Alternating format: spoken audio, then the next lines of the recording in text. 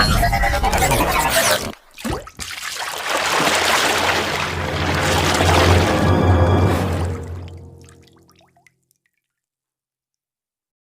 विकास कुमार और आप मुझे देख रहे हैं द शोका एकेडमी के यूट्यूब प्लेटफॉर्म पे।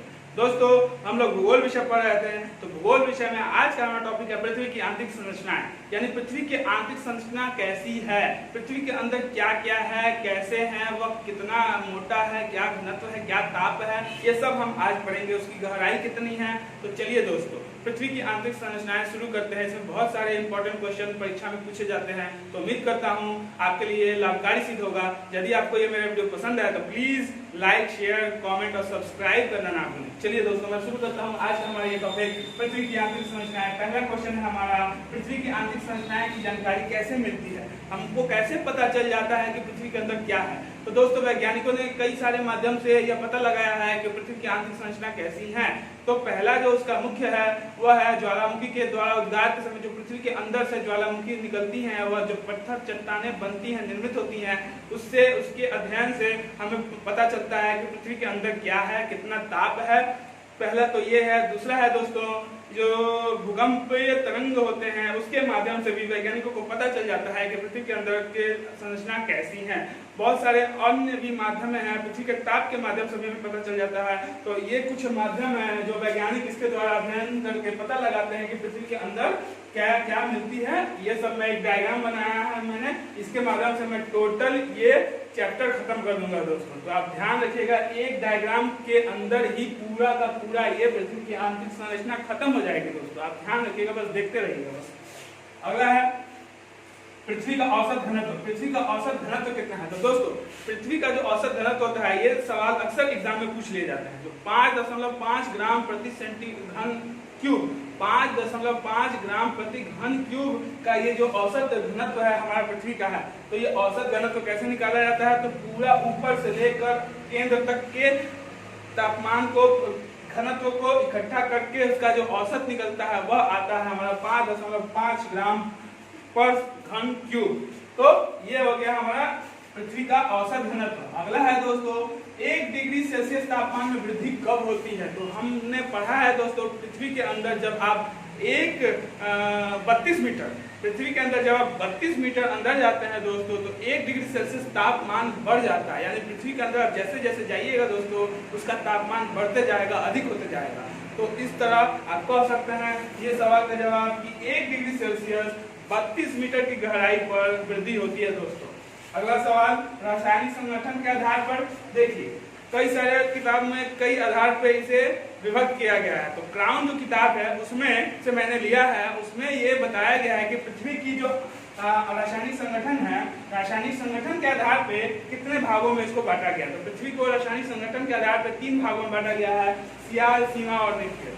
सियाल, सीमा और निक्ल। तो जैसा कि दोस्तों ये नाम है, इस नाम में ही इसका आंसर छुपा हुआ है।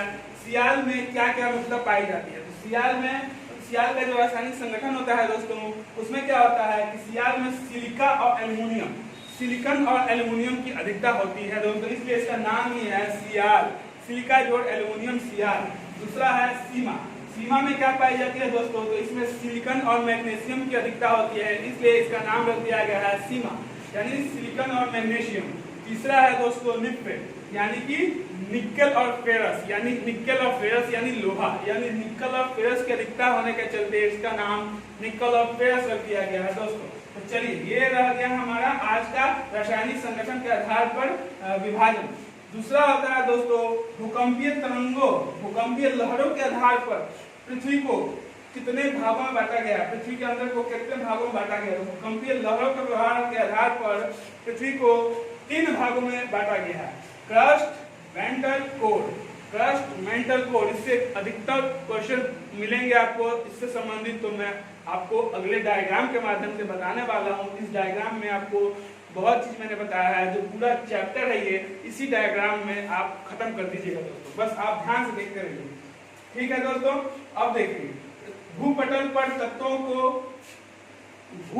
पर तत्वों का प्रतिशत। 2 तरह के प्रश्न आते हैं दोस्तों आपके सामने। एक होता है क्रस्ट पर तत्वों का प्रतिशत और एक होता है पूरे पृथ्वी पर तत्वों का प्रतिशत।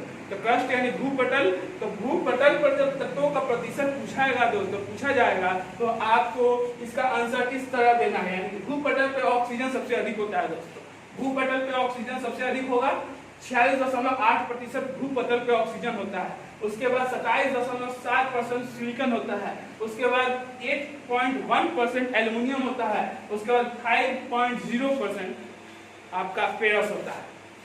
तो इस तरह से आपने देखा कि यदि प्रश्न आए, आप प्रश्न को समझिएगा, प्रश्न आपको उलझाने के लिए दे सकता है। अधिकतर बच्चे गलती कर जाते हैं, तो आपको ये प्रश्न ध्यान रखना होगा कि वो पूछ क्या रहा है, वह भूपटल पे पूछ रहा है या समस्त पृथ्वी पर पूछ रहा है। यदि भूपटल पे पूछेगा तो आपका आंसर ये होगा, ऑक्सीजन 46.8%, सिलिकॉन 27.7%, एल्यूमिनियम 8.1% और फेरस 5.0%, और बाकी अन्य जो बच गए वो अन्य तत्व आ जाएंगे। तो ये आपको याद रखना होगा। यदि आपको पूछा समस्त पृथ्वी पर तत्वों का प्रतिशत क्या है दोस्तों, तो समस्त पृथ्वी पर जो तत्वों का प्रतिशत है दोस्तों वह है, उसमें उसके दृष्टिकोण से यदि देखा जाएगा तो उसमें फेरस की अधिकता पाई जाएगी। ऐसे भूपटल पे ऑक्सीजन, लेकिन समस्त पृथ्वी पे फेरस यानी लोहा, लोहा की अधिकता समस्त पृथ्वी पे अधिक होती है। उसके बाद ऑक्सीजन 30% होता है, उसके बाद सिलिकॉन 15% और उसके बाद मैग्नीशियम 13%। तो इस तरह से आप देख रहे हैं समस्त पृथ्वी पर तत्वों का प्रतिशत कुछ और है और भूपटल पे तत्वों का प्रतिशत कुछ और है। ठीक है दोस्तों, ये चीज आप याद रखिएगा, कभी भूलिएगा मत, इसमें अक्सर बच्चे कंफ्यूज कर जाते हैं। अगला, अब मैं आपको इस डायग्राम के माध्यम से बताना चाहूंगा कि ये क्या है। तो चलिए दोस्तों, मैं शुरू करता हूँ। जो मैंने रासायनिक संगठन के आधार पर पृथ्वी को बांटा था उसमें मैंने सियाल, सीमा और निफे के बारे में बताया था, और जो भूकंपीय लहरों के व्यवहार के आधार पर मैंने बांटा था उसमें मैंने क्रस्ट मेंटल कोड, तो ये दोनों को इसमें सम्मानित किया गया है दोस्तों। चलिए शुरू करते हैं। ये है दोस्तों पृथ्वी की सबसे ऊपरी परत, पृथ्वी की सबसे ऊपरी परत, ये जो क्रस्ट कहते हैं, क्रस्ट की मोटाई 30 किलोमीटर, क्रस्ट की मोटाई ऊपरी परत से 30 किलोमीटर अंदर तक होती है दोस्तों।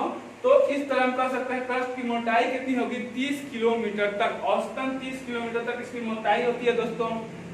अब इसमें पूछा जाता है कि महाद्वीपों पर क्रस्ट का कितना परसेंट और महासागरों में क्रस्ट का कितना किलोमीटर अंदर। महाद्वीप में क्रस्ट, ये जो महाद्वीप है, हम लोग जो स्थल पे हम लोग जो हैं, तो दोस्तों स्थल पे गहराई ज्यादा होगी और महासागर में गहराई कम होगी, क्योंकि महासागर तो ऑलरेडी गहरा है, उसके ऊपर पानी है, तो उसके ऊपर जो चट्टान होगी वह थोड़ी ही दूर होगी। तो सिंपल सी लॉजिक है दोस्तों। और जो स्थल होगा उसका गहराई ज्यादा होगा, तो स्थल से यदि आप गणना कीजिएगा तो 30 किलोमीटर अंदर जाना होगा, और यदि महासागरों से गणना कीजिएगा तो आपको 5 किलोमीटर अंदर जाना होगा, तब जाकर वह क्रस्ट की आप मोटाई समझ सकिएगा। तो इस तरह स्थल से 30 किलोमीटर और महासागर से 5 किलोमीटर इसकी मोटाई होती है दोस्तों। अब देखिए इसमें क्या होता है, क्रस्ट में नीस और ग्रेनाइट की अधिकता होती है। क्रस्ट में ऊपरी परत में नीस और ग्रेनाइट होता है, या अम्लीय होता है या एसिडिक होता है। ऊपरी परत हमारा एसिडिक होता है दोस्तों, ये याद रखिएगा। ये अक्सर प्रश्न पूछ लिया जाता है कि क्रस्ट का स्वभाव कैसा है, तो क्रस्ट एसिडिक होता है, क्षार नहीं होता है दोस्तों, याद रखिएगा। अगला सवाल इसमें यदि पूछा जाए, इसमें क्या पूछ लेता है, तो इसमें पूछेगा इसका घनत्व। तो इसका घनत्व जो होता है ऊपरी क्रस्ट का 2.90 ग्राम पर घनत्व पर क्यूब, 2.9 ग्राम पर क्यूब इसका घनत्व होता है दोस्तों। तो ये आप याद रखिएगा। अगला है हमारा क्रस्ट, यदि आप समझ गए तो अगला उसके बाद आता है मेंटल। क्रस्ट के बाद मेंटल आता है। तो मेंटल क्या होता है दोस्तों, मेंटल को दो भागों में विभक्त किया गया है, ऊपरी मेंटल और लोअर मेंटल। और बीच का जो मेंटल होता है वो प्लास्टिक का भाग होता है, उसमें प्लास्टिक की अधिकता होती है, प्लास्टिक जैसी संरचना होती है, वह गलन अवस्था में होती है, वह गलन अवस्था में होती है दोस्तों। तो इस तरह यहाँ पे जो प्लास्टिक के आधार पे गलन अवस्था में जो मेंटल के बीच वाले भाग पाए जाते हैं, यहाँ पे भूकंपीय वेगों का जो वेग होता है, भूकंपीय तरंगों का जो वेग होता है वो कम हो जाता है दोस्तों। सबसे कम भूकंपीय तरंगों का वेग इसी क्षेत्र में होती है दोस्तों। तो आप याद रखिएगा, ये भी इंपॉर्टेंट पॉइंट है, भूकंपीय वेग कम, सबसे कम यहीं पे प्लास्टिक वाले गलन भाग में, मेंटल के बीच वाले भाग में भूकंपीय वेग सबसे कम होता है दोस्तों। अगला एक प्रश्न बहुत अक्सर पूछ लिया जाता है कि कोनराड असंबद्धता क्या है।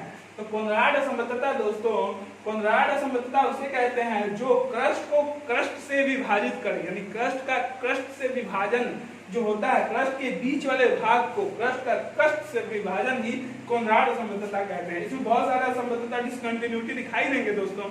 तो आप अक्सर कंफ्यूज हो जाते हैं कि इसको याद कैसे करें। तो मैं एक छोटा सा ट्रिक बता देता हूं दोस्तों। देखिए ट्रिक दोस्तों क्या होता है, ट्रिक वैसा याद कीजिए कि आप मतलब सवाल में ही ट्रिक छुपा हो। ऐसा नहीं कि मतलब ट्रिक सवाल आंसर कुछ और ट्रिक कुछ और। तो हम यदि आंसर कुछ और ट्रिक कुछ और याद करेंगे तो उससे अच्छा हम आंसर ही क्यों नहीं याद कर लें। तो इसलिए ट्रिक ऐसा होना चाहिए जो आप सवाल में ही उसका आंसर खोज पाए। ऐसा नहीं कि ट्रिक कुछ और है आंसर कुछ और है तो आंसर ना याद करके हम ट्रिक याद करेंगे, उससे अच्छा हम आंसर ही याद कर लेते हैं क्या दोस्तों। तो इसलिए इसमें मैं आपको बता रहा हूं कि क्रस्ट से विभाजन ही कोनराड असंबद्धता कहते हैं दोस्तों। तो कोनराड असंबद्धता आप ऐसे याद कर सकते हैं, क से क्रस्ट और क से कोनराड, क से क्रस्ट क से कोनराड, क से क्रस्ट और क से कोनराड आपको मिलेगा तो आप ऑप्शन में मार सकते हैं कि क से क्रस्ट यानी क से कोनराड यानी क्रस्ट का ही यह विभाजन वाला डिस्कंटिन्यूटी है, कोनराड असंबद्धता। अगला है दोस्तों लोअर मेंटल और अपर मेंटल को विभाजन करने वाला, यानी लोअर मेंटल और अपर मेंटल को विभाजन करने वाला क्या कहलाता है। तो इसको कहते हैं मेंटल को मेंटल से विभाजन करने वाला रेपेटिव डिस्कंटिन्यूटी। तो यही एक आपको याद करने में दिक्कत होगी रेपेटिव डिस्कंटिन्यूटी, लेकिन मैं इसको भी आपको बता देता हूं। यदि आपको तीन है, एक है क्रस्ट का क्रस्ट से, एक है मेंटल का मेंटल से और एक है कोर का कोर से। यदि क्रस्ट का क्रस्ट से आए तो कोनराड असंबद्धता कहिएगा, मेंटल का मेंटल से विभाजन का बोले डिस्कंटिन्यूटी तो आपको रेपेटिव बोलना है, और यदि कोर का कोर से कहे तो कोर में आपको मैंने बताया है कि कोर में निकेल और फेरस की अधिकता होती है दोस्तों। तो निकेल और फेरस लोहा की अधिकता होती है, तो इसका लोहा की अधिकता होने के कारण ही आप लोहा को लेहमैन से जोड़ सकते हैं। लेहमैन यानी लोहा, तो लोहा लेहमैन, तो लोहा कहाँ होगा कोर में सबसे अधिक लोहा पाई जाती है। तो लेहमैन असंबद्धता कोर का कोर से विभाजन हो गया। तो इस तरह हमने देखा क से कोनराड क से क्रस्ट, लेहमैन लोहा की अधिकता कोर में, तो लेहमैन असंबद्धता कोर का कोर से, अब बच गया रेपेटिव, तो वो हो गया मेंटल का मेंटल से। और दो बड़े बड़े आते हैं, दो बड़े बड़े जो नाम है वो बड़े बड़े अंतरों का विभाजन का सूचक होता है। जैसे कि एक है मोहोविसिक या मोहोरोविकिक,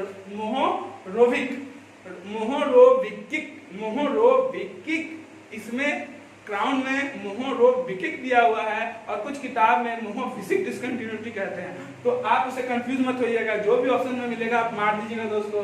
मोहोरोविकिक डिस्कंटिन्यूटी जो होती है ये होती है क्रस्ट का मेंटल से, यानी दूसरी परत का दूसरी परत से, उसी में नहीं दूसरी परत का दूसरी परत से दोस्तों जो विभाजन होता है, यानी क्रस्ट का मेंटल से जो विभाजन होगा वो होगा मोहोविसिक या मोहोरोविकिक डिस्कंटिन्यूटी। और एक होता है मेंटल का कोर से, तो मेंटल का कोर से जो विभाजन होगा उसे कहते हैं गुटेनबर्ग डिस्कंटिन्यूटी। तो आप ये तीनों तो ट्रिक के माध्यम से याद कर चुके हैं, और ये रह गया मोहोरोविकिक यानी क्रस्ट का मेंटल से, और एक हो गया गुटेनबर्ग यानी मेंटल का कोर से। ये चीजें आप याद रखिएगा। अब सबका घनत्व अलग अलग है, आप देख सकते हैं कि एकदम मेंटल का जो कोर से विभाजन होता है वहां पे जो पृथ्वी का घनत्व होता है 5.5 ग्राम पर क्यूब का घनत्व यहाँ पे पाया जाता है। सबसे जो लास्ट में होता है 13.6, यानी केंद्र में, पृथ्वी का केंद्र में जो घनत्व, मुख्यतः यही पूछे जाते हैं, ऊपरी परत,